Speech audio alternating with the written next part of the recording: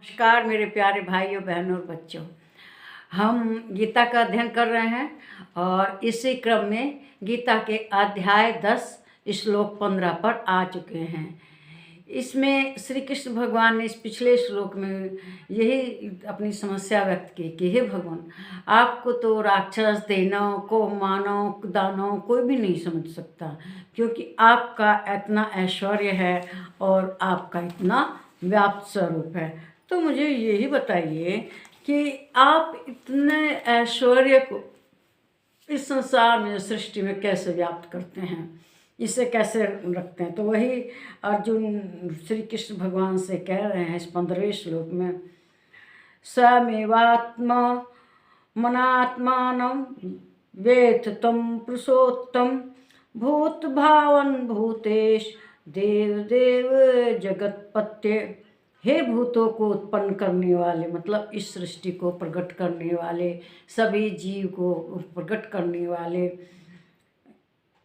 हे भूतों के ईश्वर, मतलब जो भी इस ब्रह्मांड में, चाहे सृष्टि में जितने भी जीव प्राणी हैं सबको, हे देवों के देव, सभी देवताओं के आप देवता हैं, आप सबके आराध्य हैं। और हे जगत के स्वामी, आप इस सारे जगत के स्वामी हैं, इसके मालिक हैं।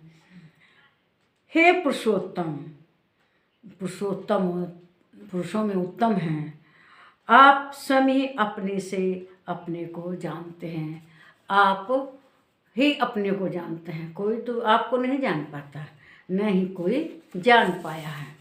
तो वही श्री कृष्ण भगवान कहते हैं कि भगवान को कोई तो जानते हैं, और भगवान को क्या अपने आप को नहीं जानते, न स्वरूप को जान। देखिए, हम भगवान को क्या जानेंगे, हम तो वास्तविकता में अपने आप को भी नहीं जानते। आप जानते हैं? कोई भी अपने आप को नहीं जानता।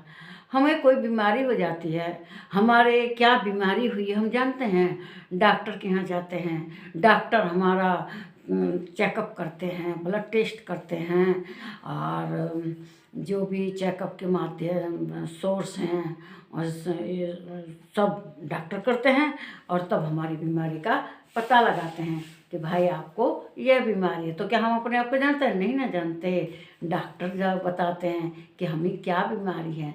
तो भगवान को कैसे हम जानेंगे? भगवान ही स्वयं को जानते हैं, उनको जानने वाला इस ब्रह्मांड में, सृष्टि में कोई नहीं हुआ है। तो इस जो यह पृथ्वी है, ये किससे बनी? ये सारे भूत वगैरह, पृथ्वी किससे बनी है? ये सब 5 भूतों से बनी है, नहीं 5 तत्वों से। ये 5 तत्व जैसे पृथ्वी, जल, अग्नि, आकाश, वायु वगैरह सभी ये 5 तत्वों से बनी है। ब्रह्म, परमात्मा, भगवान, परम ब्रह्म, अंतरात्मा, परमात्मा, भगवान, ये सब हम विभिन्न नामों से भगवान को बुलाते हैं। लेकिन क्या हम इन्हें जानते हैं? नहीं, ये खुद ही जानते हैं अपने को। भगवान ने सभी नियम के नियंता हैं, सभी नियम उन्होंने बनाए हैं। जो उनके नियमों के अनुसार नहीं चलते तो क्या होता है? वो उसको दंडित करते हैं। उसको क्या करते हैं? दंडित करके निम्न योनि में भेज देते हैं। जैसे कोई अच्छे कुल का है, आप उसको दूसरी योनि दे देंगे, कुत्ता वगैरह, तोता बना देंगे। तो क्या होता है? इससे उसका पतन हो जाता है, जो भगवान के जो नियम हैं उनका पालन नहीं करता। इसीलिए हमें भगवान का भजन करते रहना चाहिए, अपने धर्म का पालन करते हुए भजन करने चाहिए। और जो इसका पालन नहीं करेगा तो क्या करेंगे? देवों के देव भगवान उसका हित नहीं करेंगे। जो नियम नहीं पालन करेगा उसका तो अनहित ही होना है। और जो हमारे पास भगवान के भजन हैं, उनका हमें भजन करना चाहिए, उनके नियमों का पालन करना चाहिए। स्वयं भगवान ही अपने को जानते हैं, और हम लोग उनको जानने में एकदम असमर्थ हैं।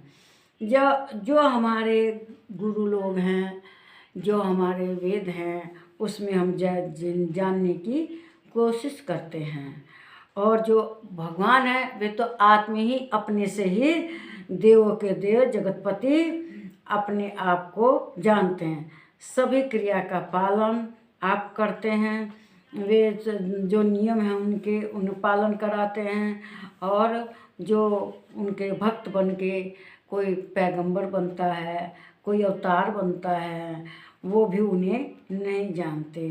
अपूर्ण ज्ञान ही हम लोगों के पास है, चाहे भक्तों के पास है। देखिए जैसे कोई मान लो IAS अफसर बनना चाहता है, हैं? तो भगवान तो जो उचित समझते हैं वही करते हैं, जिसके लिए जो उचित है खुद दिन रात मेहनत करता है, लेकिन कामयाबी नहीं मिलती। तब भगवान को दोष देते हैं कि भगवान ने मेरे साथ यह नहीं किया, अच्छा नहीं किया, क्योंकि मैं तो बहुत ही मेहनत किया, बहुत ही तेज होशियार था, लेकिन उसके बावजूद भी मेरा क्या हुआ, मुझे सफलता नहीं मिली। तो वो अपने बारे में ज्ञान समझता है, ज्ञानी है कि मैं बहुत ही तेज हूँ, होशियार हूँ, लेकिन वास्तव में वो अपने आप को नहीं जानता। भगवान ही जानते हैं कि इसके लिए क्या करना चाहिए, इसके लिए क्या उचित है। वह अज्ञानी है, तभी तो कह रहा है कि भगवान ने मुझे कामयाब नहीं करा। इसी तरह से मान लो कोई आदमी जा रहा है, रात के 12 बज रहे हैं और रास्ते में कोई ऐसा कांड हो, किसी औरत को घर से अचानक किसी कार्य के लिए निकलना पड़ा और उसको रास्ते में गुंडे छेड़ रहे हैं, तो अब उसे क्या करना चाहिए? उसको उसकी रक्षा करनी चाहिए या चुपचाप निकल जाना चाहिए, हैं? क्या ना, अगर वो चुपचाप निकल जाता है तो उस औरत के साथ कुछ अनहित हो सकता है।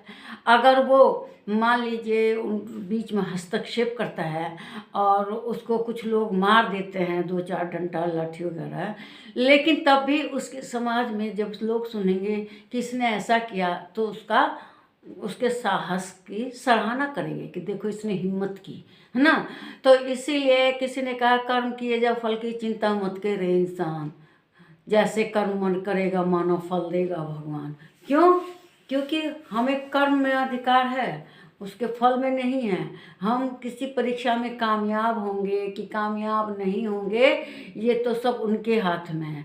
हमें अपने कर्म करते जाने, और वास्तविकता में हम अपने आप के बारे में नहीं जानते, तो भगवान के बारे में क्या जान सकते हैं। इसीलिए कहा है कि देवों के देव को तो कोई नहीं जानता, भगवान की लीला कोई नहीं समझ सकता। इनकी कहीं धूप है कहीं छाया, राम जी की माया, तो ये तो इनकी सब माया है। राम हो चाहे कृष्ण हो, सब माया। इस वीडियो को लाइक कीजिए, शेयर कीजिए, इस पर कमेंट कीजिए, मेरे चैनल को सब्सक्राइब कीजिए। नमस्कार मेरे प्यारे भाइयों बहनों बच्चों। इसी तरह से गीता के श्लोक सुनते रहिए और अपना ज्ञान बढ़ाते रहिए, अपने जीवन को सुंदर तरीके से जीते रहिए।